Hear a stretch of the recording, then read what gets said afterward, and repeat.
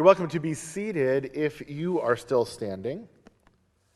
Normally at this time in the service, we will take out the Sefer Torah. We will read from the Torah, have a bit of a discussion. I do miss those opportunities to read the Torah together, and especially in this congregation, to have those discussions. But let me share a few words of Torah this morning. This week's portion is Parshat Tzav. It is the second portion in the book of Leviticus, but it is also a special Shabbat. It is called Shabbat Hagadol, the Great Shabbat, and it is the Shabbat that immediately precedes the holiday of Passover.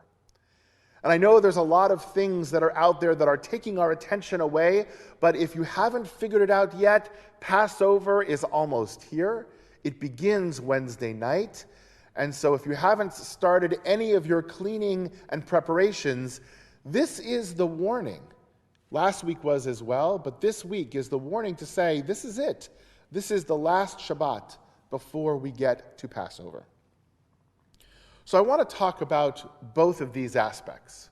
I want to begin with the idea of Tzav, and then I want to talk specifically about Pesach, about Passover. Our parsha begins with God speaking to Moses saying, Tzav et Aharon uvanav lemor. This word Tzav, it is the same root as the word mitzvah.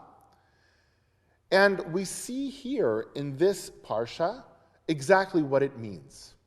Most of the time, when we ask somebody, how would you translate the word mitzvah?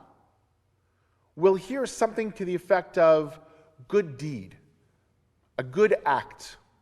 It's a mitzvah to do that. It's a good deed.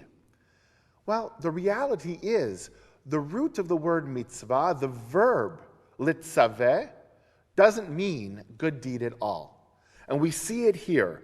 Tzav et Aharon uvanav, command Aaron and his children. The word mitzvah means commandment. And there's a big difference between a good deed and a commandment. Now, sometimes a good deed or commandment actually can be a good deed. But a commandment has a sense of obligation to it. A good deed is more about how we feel at that moment. If we're feeling good, if we're feeling charitable, we're going to do that act. And if we're not, well, then we just won't. But a commandment is different. A mitzvah is different. Whether or not we're feeling charitable, it is a commandment. It is an obligation to give tzedakah, to give charity. Whether or not we feel like doing certain aspects of Judaism, there is this obligation that our tradition puts on us through this concept of mitzvah. And I want us to think about that because the reality is nobody loves being commanded. Except it seems we Jews. We have in our tradition actually a powerful statement that says it is better to be commanded and do something than to not be commanded and do something. Now that seems counterintuitive.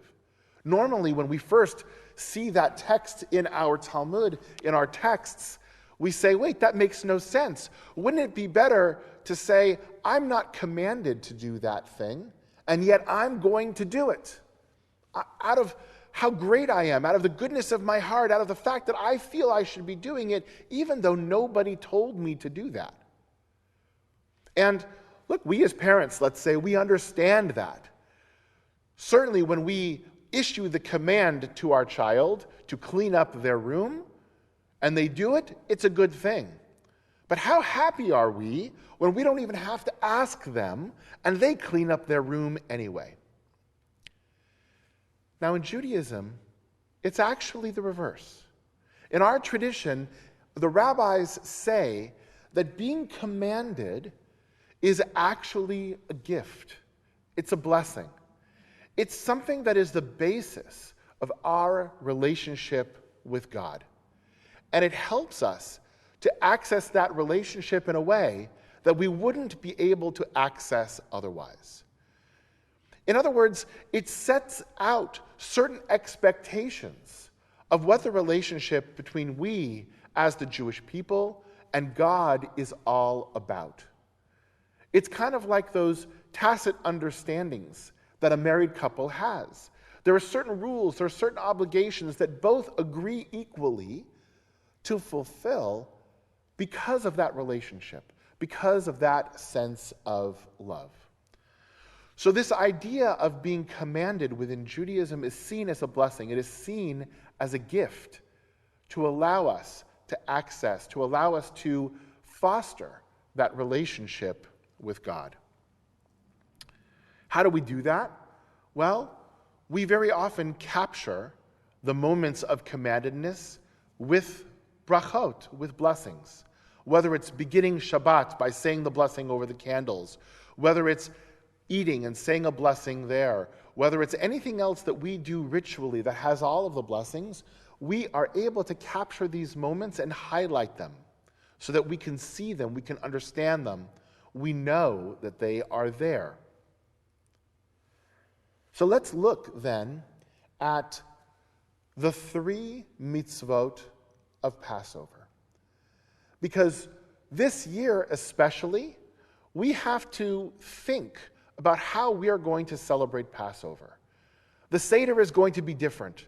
We're not going to have the same number of people that we have. Many of us may be doing it just alone with our family, and we perhaps have never done a Seder by ourselves. We've never celebrated Passover in that way. So how do we fulfill the commandments? What do these commandments of Passover teach us in this moment in time? Well, there are 3 commandments to Passover. The first is to remove all of the chametz, all of the leaven that is within our household, within our lives. And I'll get back to that in a second. I'm going to talk about each one first. The second is a commandment to eat matzah, to eat the unleavened bread on Passover. And the third is the commandment to tell the story.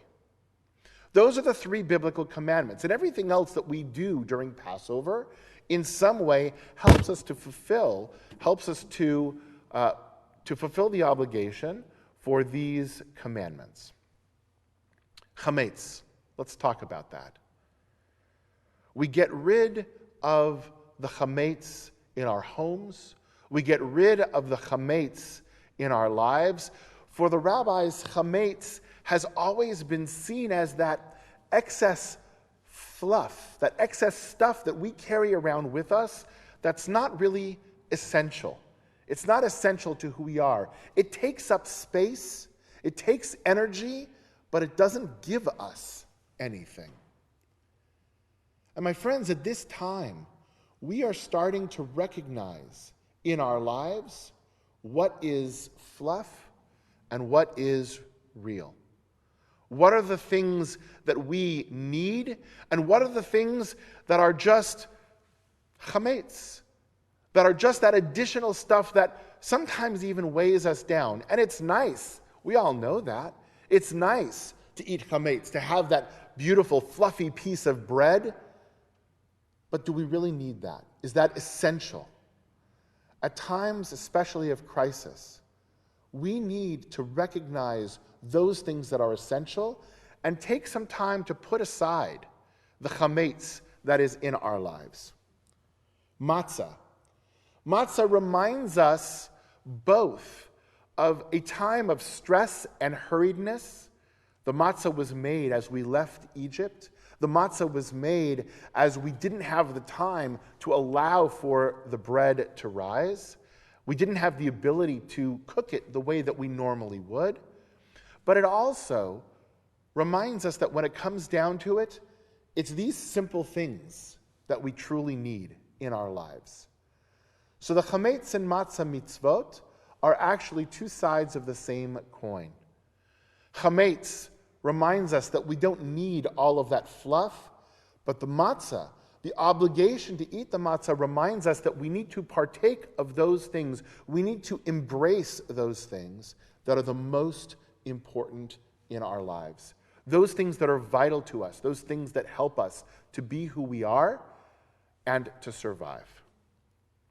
And finally, telling the story. Telling the story is about community. Telling the story is about being engaged with other people. And this is the most difficult aspect for us, because we can't do that in the same way that we have done in the past. But it doesn't mean that we can't do it. The obligation to connect the ways that we can, the obligation to bring the people together that we have around us, our immediate family, and tell the story is still there. Because the story is important. The story of how we were slaves and were free. The story of how we established ourselves as a Jewish people. The story of how we faced challenge and difficulty and trouble and became the people that we are is all the more important in this year. So I encourage you to find ways to tell the story. Even if it's just a conversation that you have with your family, with your partner, if you are able to and are observant in that way to allow you to connect to a Zoom Seder, do that. Connect with other people around. Make a phone call. Connect in that way. And if you are Shomer Chag, that you don't do that, then ensure that the people that are around you, that you're talking with, you're sharing the story, don't let that go by and say, since we don't have all the people that we normally have, we're just not going to do it the same.